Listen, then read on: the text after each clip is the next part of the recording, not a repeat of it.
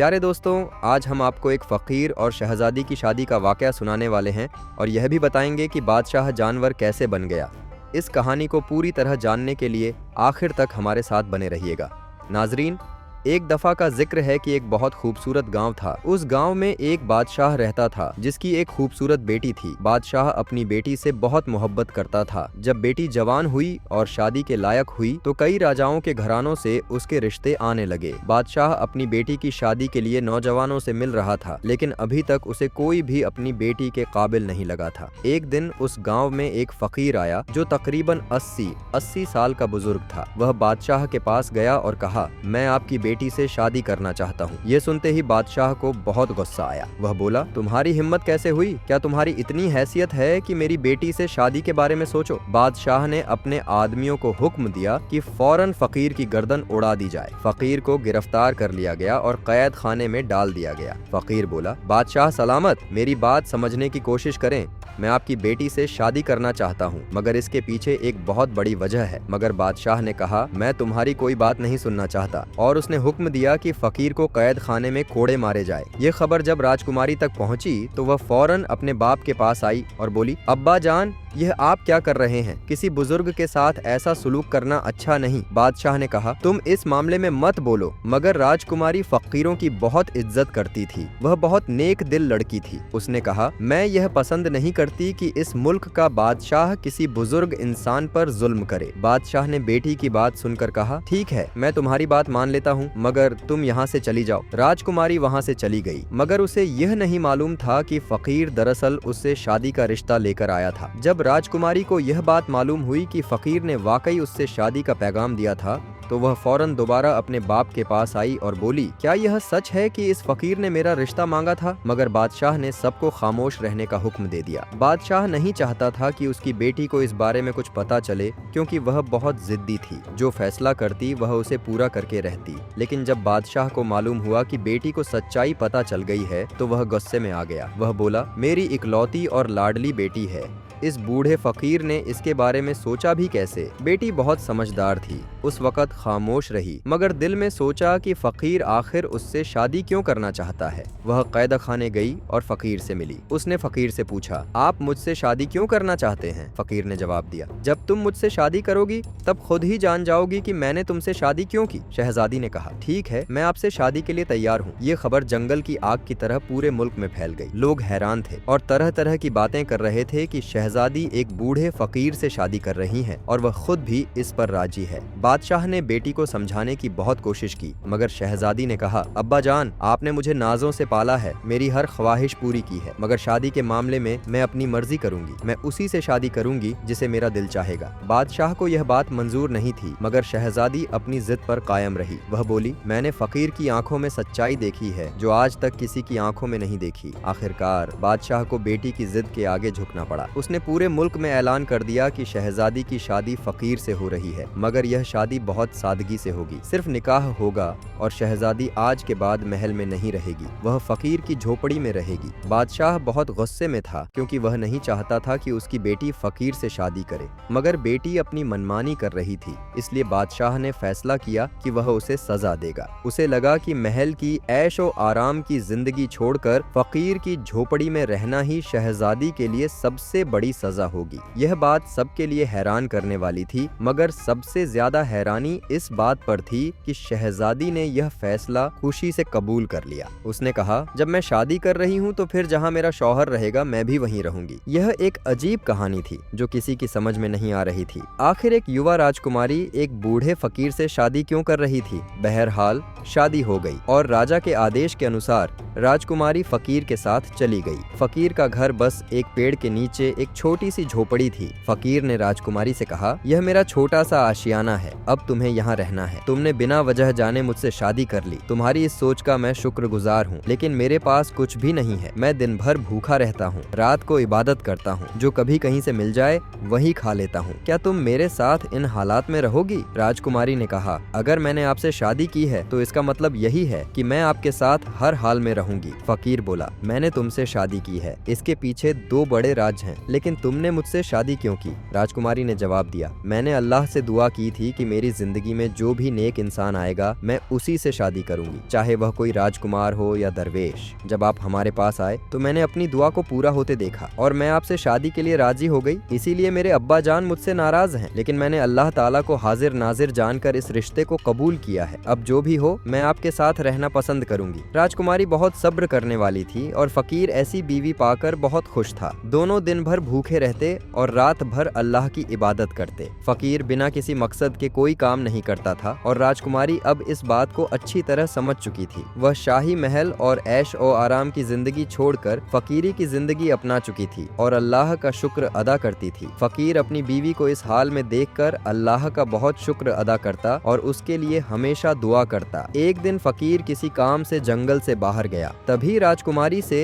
एक अनजान आदमी मुलाकात के लिए आया। वह दरअसल राजा का नौकर था जो राजकुमारी के पिता की तरफ से भेजा गया था। उसने कहा, आपके अब्बा जान आपको बहुत याद करते हैं और जानना चाहते हैं कि आप फकीर के साथ किस हाल में हैं। यह सुनकर राजकुमारी का दिल भर आया। फिर नौकर ने कहा, राजा ने कहा है कि अगर आप महल वापस आना चाहती हैं तो वह आपको तुरंत बुला लेंगे और यह रिश्ता खत्म कर देंगे। राजकुमारी ने जवाब दिया, लगता है मेरे पिता ने मुझे पहचाना नहीं। मैं अपने शौहर के साथ बहुत खुश हूँ और अल्लाह की रजा पर राजी हूँ। नौकर ने कहा, आपके पिता ने आपके लिए एक कीमती मोती भेजा है। वह जबरदस्ती मोती वहाँ रख कर चला गया। जब फकीर वापस आया तो उसने वह मोती देखा और पूछा, यह तुम्हें किसने दिया? राजकुमारी ने सारी कहानी सुना दी। फकीर ने कहा, अगर तुम मेरे साथ खुश नहीं हो और अपने पिता के पास जाना चाहती हो तो जा सकती हो। मैं तुमसे कोई शिकायत नहीं करूंगा बल्कि खुशी से जाने दूंगा। राजकुमारी ने कहा, मैं बहुत खुश हूँ, मुझे किसी चीज की कमी नहीं है। मेरे लिए सब कुछ आपकी सूरत में है। मैं सिर्फ अल्लाह की रजा के लिए यहाँ हूँ और आपके साथ खुश हूँ। फिर वह बोली,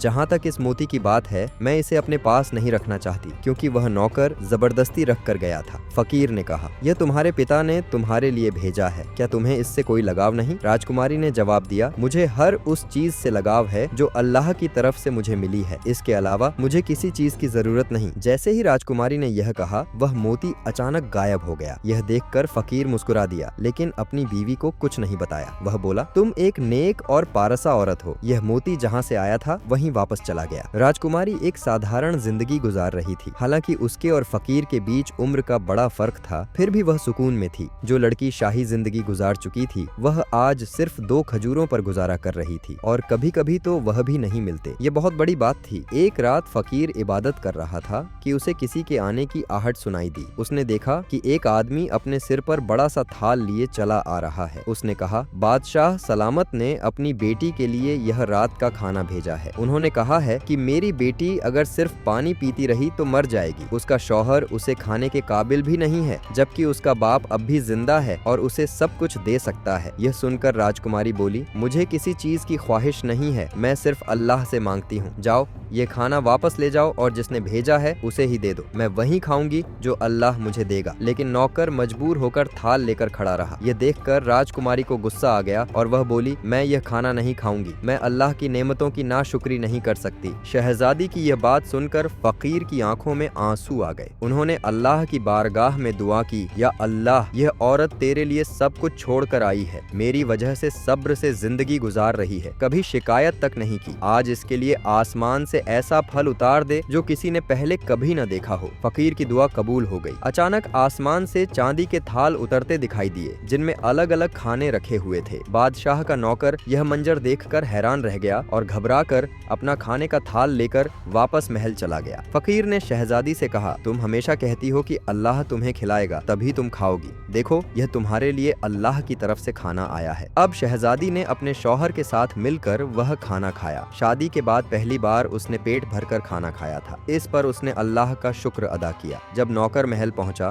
तो उसने बादशाह से कहा, अब आप अपनी बेटी की फिक्र न करें, उसके लिए तो आसमान से चांदी के बर्तन उतर रहे हैं। वह बहुत अच्छी जिंदगी गुजार रही है। वह कोई फकीर नहीं बल्कि लगता है किसी सल्तनत का राजकुमार है। बादशाह ने हैरान होकर कहा, ऐसा कैसे हो सकता है? अगर ऐसा होता तो वह झोपड़ी में क्यों रहता और मेरी बेटी मेरे खिलाफ कैसे जा सकती थी? मगर नौकर की बातें सुनकर बादशाह को शक होने लगा। उसने कुछ न कहा लेकिन फैसला किया कि वह खुद जाकर देखेगा कि आखिर उसकी बेटी के लिए खाना कहाँ से आता है। चंद दिन बाद बादशाह भेस बदलकर फकीर की झोपड़ी के पास पहुंचा। इधर फकीर ने फिर अल्लाह की बारगाह में दुआ की। बादशाह ने अपनी आंखों से देखा कि आसमान से एक चांदी का थाल नीचे उतर रहा है, जिसमें ऐसा खाना था जो आज तक किसी ने न देखा था, न ही शाही महल में कभी ऐसा खाना बना था। यह सब देखकर बादशाह का खून खौलने लगा। वह गुस्से में महल वापस आया और इधर उधर टहलने लगा। उसने कहा, मुझे लगता है कि यह फकीर कोई बहुत बड़ा जादूगर है, तभी तो खाना ऊपर से मंगवा रहा है। फिर उसने अपने खास आदमी को बुलाया और कहा, इस जादूगर का खात्मा करना होगा, इसने हमारी बेटी को हमसे दूर कर दिया है। मुलाजिम ने कहा, जी हाँ, मैं एक ऐसे जादूगर को जानता हूँ जो इससे लड़ सकता है। वह बहुत ताकतवर है,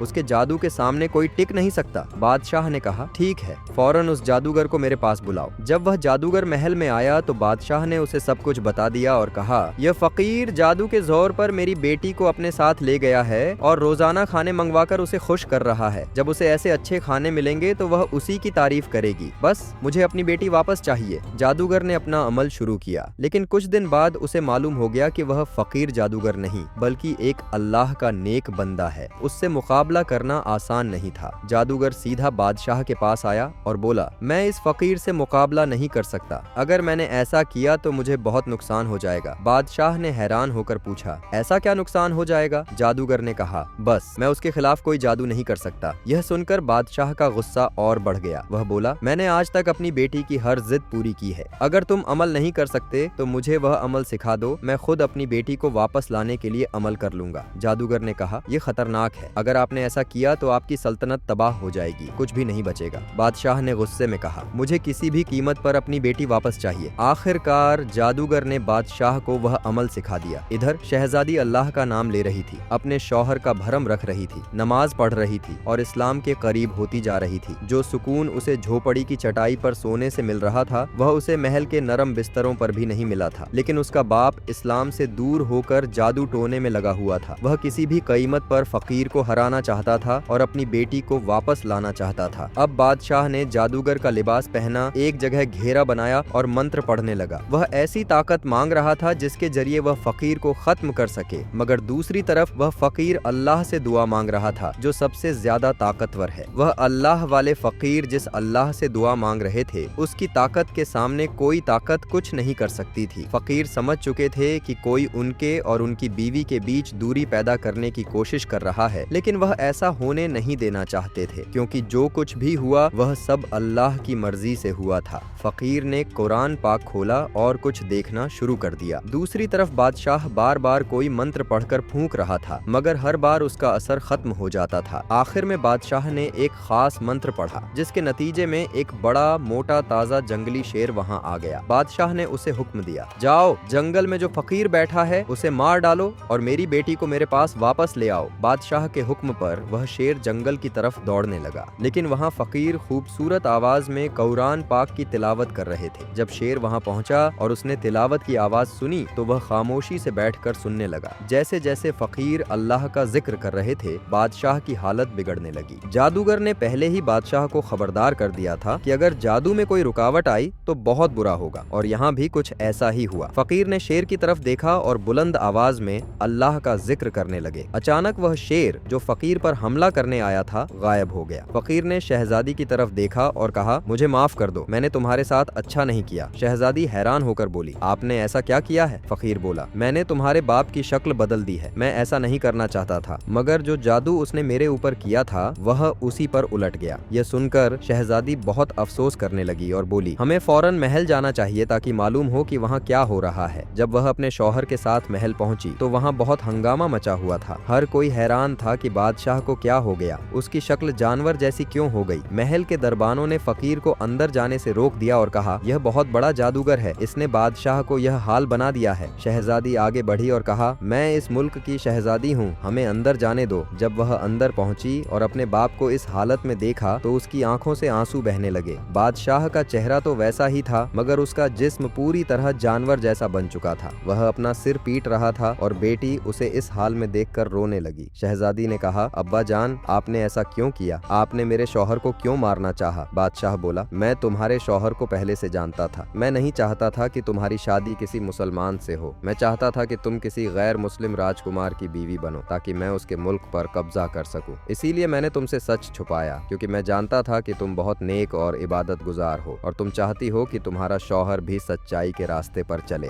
बादशाह ने और कहा, एक दिन मैं उसी गैर मुस्लिम राजकुमार से मिलने जा रहा था कि रास्ते में मुझे एक झोंपड़ी नजर आई जहाँ एक फकीर इबादत कर रहा था। तुम जानती हो कि मुझे फकीरों से सख्त नफरत है। मैंने जब उसे देखा तो मैंने सोचा कि कहीं मेरी बेटी की शादी किसी फकीर से न हो जाए। मैंने खुद से कहा कि मैं कभी भी अपनी बेटी को किसी फकीर से ब्याह नहीं दूंगा, बल्कि उसे किसी बड़े राजकुमार की बीवी बनाऊंगा, चाहे वह गैर मुस्लिम ही क्यों न हो। जब मैं आगे बढ़ने लगा तो उस फकीर ने मुझे रोककर कहा, आप ऐसी बातें क्यों कर रहे हैं? एक मुसलमान होने के नाते अपनी बेटी की शादी किसी मुसलमान से ही करें, क्योंकि दीनदार शौहर ही आपकी बेटी की इज्जत करेगा, उसे नाम देगा और उससे मोहब्बत करेगा, क्योंकि वह अल्लाह से डरता होगा। यह दौलत, यह महल, यह सब यही रह जाएंगे। आखिर में वही चीज बाकी रहेगी जो आपके साथ होगी। आपका साथी वही होगा जो अल्लाह के रास्ते पर चलने वाला होगा। बस फकीर की ये बातें मुझे बहुत बुरी लगी। मैंने कहा, तुम्हें किसने हक दिया कि तुम मुझे यह सब कहो? मैं अपनी बेटी की शादी जहाँ चाहूंगा ये मेरा फैसला होगा। मुझे फकीरों से सख्त नफरत थी, इसीलिए मैंने अपने सिपाहियों को हुक्म दिया कि उसे कोड़े मारें, मगर वह मुसलसल यही कहता रहा कि मैं अपनी बेटी पर जुल्म न करूं। फिर भी वह मेरा पीछा करते हुए महल तक आ गया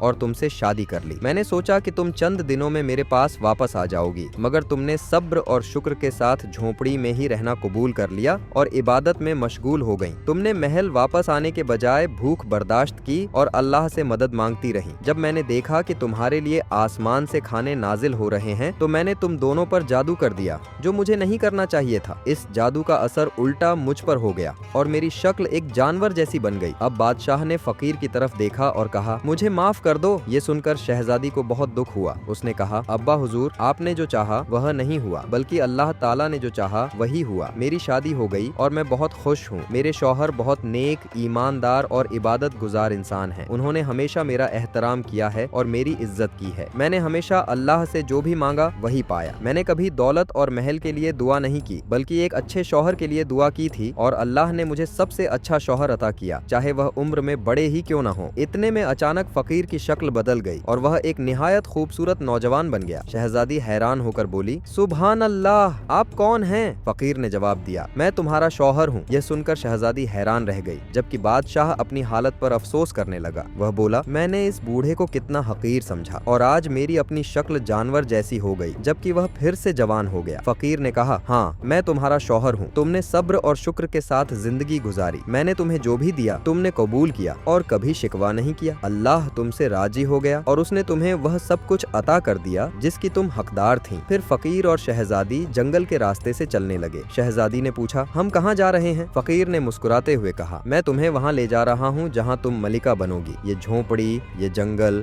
ये सब एक आजमाइश थी और तुम इस आजमाइश में कामयाब हो गई। मैंने तुमसे कहा था कि जब तुम्हें हकीकत मालूम होगी तो तुम अल्लाह का शुक्र अदा करोगी। दोस्तों, देखा आपने, एक शहजादी जो किसी गरीब फकीर की झोंपड़ी में रहकर इबादत गुजार बीवी बन गई, उसने हमेशा अल्लाह से मांगा और अल्लाह ने उसे बेहतरीन इनाम दिया। जो लोग अल्लाह पर भरोसा रखते हैं, अल्लाह उन्हें ऐसी जगह से नवाजता है जहाँ से वे कभी सोच भी नहीं सकते। इसलिए हमें हमेशा अल्लाह की जात पर भरोसा रखना चाहिए और सिर्फ उसी से मांगना चाहिए।